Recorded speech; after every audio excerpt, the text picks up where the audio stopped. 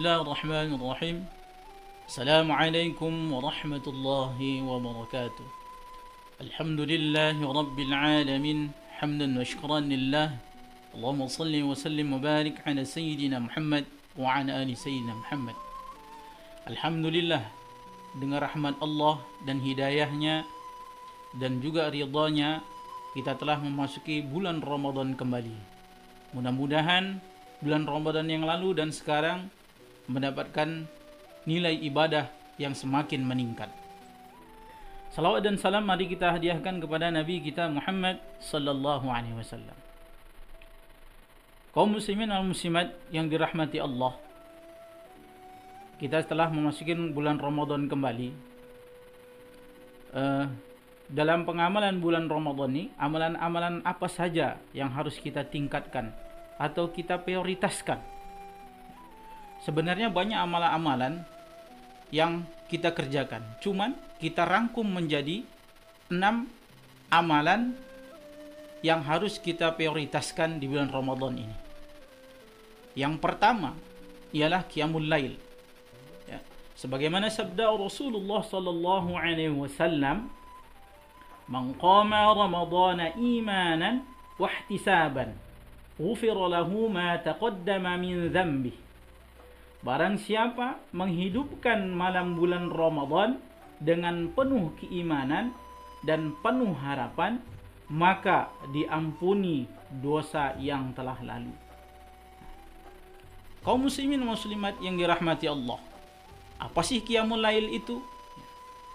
Yaitu ibadah di malam hari. Apa saja amalan yang di malam hari itu?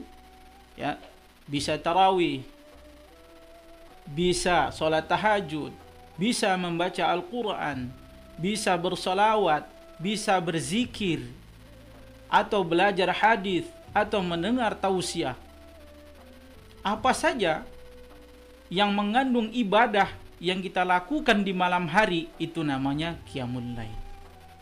Ya, maka diutamakan di bulan Ramadan itu, kita jangan terlalu banyak tidur, tapi banyaklah beribadah. Karena ketika kita banyak beribadah, maka dosa-dosa kita akan diampuni oleh Allah Subhanahu wa taala yang telah lalu. Makanya di bulan Ramadan ini, di malamnya kita hidupkan malam bulan Ramadan ini dengan ibadah-ibadah agar dosa-dosa kita diampuni oleh Allah Subhanahu wa taala. Dan yang kedua, amalan yang kedua yang harus kita laksanakan di bulan Ramadan ialah tilawatil Quran. Ya. Kenapa kita harus membaca Al-Quran? Sebagaimana sabda Rasulullah sallallahu alaihi wasallam, "Iqra'ul Qur'ana fa innahu ya'ti yaumal qiyamati syafi'an li ashabihi." Ya. Bacalah Al-Quran, sebab kelak ia akan datang di hari kiamat sebagai pemberi syafaat kepada pembacanya. Hadis riwayat Muslim. Kaum muslimin dan muslimat yang dirahmati Allah, sudah jelas hadis ini ya menjelaskan bahwa siapa yang membaca Al-Quran ya, di hari biasa saja akan mendapatkan syafaat dari Al-Quran itu tersebut, apalagi di bulan Ramadan. Ya. Ada hadis lagi yang menyatakan barang siapa yang menghatamkan Al-Quran, maka 60.000 malaikat akan memohonkan ampun kepada Allah kepada pembacanya. Bayangkan, apabila kita khatam Al-Quran di bulan Ramadan, 60.000 malaikat memohon ampunkan dosa-dosa kita. Malaikat, kan? Bukan lagi orang-orang lain, tapi malaikat, orang yang mulia, ciptaan Allah yang mulia, mohon ampunkan dosa-dosa kita. Makanya kita harus kalau bisa menghatamkan Al-Quran di bulan Ramadan. Tapi dengan syarat, bukan hanya khatam, tapi bacaannya harus bagus. Jangan buru-buru, harus sesuai dengan tajwid. Ya, makharijul huruf, sifat hurufnya. Seandainya kita membacanya asal-asalan, bukan pahala yang kita dapatkan, tapi malah dosa yang kita dapatkan.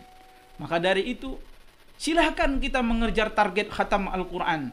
Tapi ingat, satu hal, harus membacanya dinikmati sesuai dengan tajwid yang telah diajarkan oleh guru-guru kita terdahulu. Kaum muslimin yang muslimat yang dirahmati Allah, amalan yang ketiga ialah sedekah. Rasulullah sallallahu alaihi wasallam setiap bulan Ramadan itu beliau itu sangat giat bersedekah, ya kan? Apa saja, baik makanan, harta, beliau keluarkan semua di bulan Ramadan ini.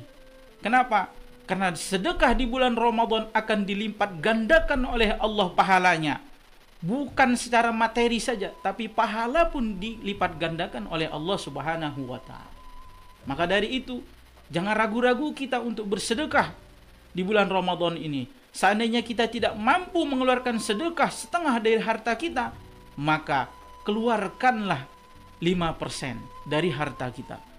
Kalau nggak bisa juga kita mengeluarkan 5%, maka keluarkanlah 2,5% dari harta kita. Ingat, harta kita itu bukan harta yang kita pakai, bukan makanan yang kita makan, tapi harta kita ialah harta yang kita sumbangkan ke jalan Allah Subhanahu wa ta'ala. Makanan yang kita sedekahkan itulah makanan kita. Kenapa bilang begitu? Karena itulah pahala kita di hari kiamat nanti. Itulah makanan kita atau bekal kita nanti di akhir kiamat nanti. Bukan harta yang kita gunakan, bukan harta yang kita pakai, bukan harta yang kita tabung, tapi harta yang kita sedekahkan. Itulah harta kita sebenarnya, dan itulah makanan kita sebenarnya. Kaum muslimin wal muslimat yang dirahmati Allah, amalan yang keempat ialah menjaga lisan. Ya. Kenapa lisan kita harus dijaga? Ya. Karena ketika lisan kita berdusta, ngomongin orang lain yang jelek-jelek, maka pahala puasa kita akan berkurang. Maka dari itu kita jaga lisan kita. Jangan kita mengomongi keburukan orang. Kita jaga omongan kita.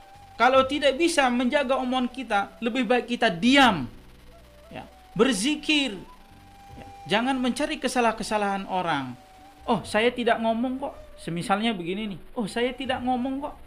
Cuman saya ngechat saja. Sama saja. Yang berbohong itu jari kita. Kenapa? Mengetik. Mengetik kan. Berita-berita borong, mengeser berita borong itu sama dengan berdusta. Amalan yang kelima ialah i'tikaf. I'tikaf ini, ya, Rasulullah sallallahu alaihi wasallam di 10 hari terakhir beliau itu beriktikaf di masjid. Ya. Kita juga harus beriktikaf di masjid. Kenapa harus di masjid? Memang harus di masjid. Nggak mungkin di rumah. Namanya i'tikaf itu adalah di masjid. Apa saja sih amalan yang dikerjakan di i'tikaf itu? Sama amalannya ketika qiyamul lail tadi. Apa itu? I'tikaf itu apa yang kita kerjakan? Yang pertama, banyak membaca Al-Quran, kemudian berzikir, bersalawat, mendengar tausiah. Itulah isi dari i'tikaf. Salat tahajud dan segala amalan yang berkaitan dengan qiyamul lail. Jemaah kaum muslimin wal muslimat yang dirahmati Allah, yang terakhir, ya, amalan yang keenam ialah berdoa dan bertaubat kepada Allah Subhanahu wa ta'ala. Kenapa harus ada berdoa? Karena ketika kita mohon ampun kepada Allah di bulan Ramadan ini, apalagi di malam-malam akhir bulan Ramadan 10 terakhir, itu insya Allah semua apa yang kita pinta insya Allah akan dikabulkan oleh Allah Subhanahu wa ta'ala. Apalagi di malam terakhir itu, di malam 10 terakhir itu ada namanya Lailatul Qadar, ya. Mudah-mudahan apa yang kita pinta kepada Allah pasti Allah kabulkan di malam-malam akhir itu tersebut. Dan yang paling utama ialah kita bertaubat kepada Allah Subhanahu wa ta'ala di bulan Ramadan ini. supaya dosa-dosa kita diampuni oleh Allah Subhanahu wa taala yang telah lalu maupun yang akan datang. Demikian 6 amalan yang harus kita laksanakan di bulan Ramadan ini. Semoga bermanfaat bagi kita semua dan semoga kita menjadi orang yang istiqomah dalam beribadah. Wabillahi taufiq wal hidayah. Assalamualaikum warahmatullahi wabarakatuh.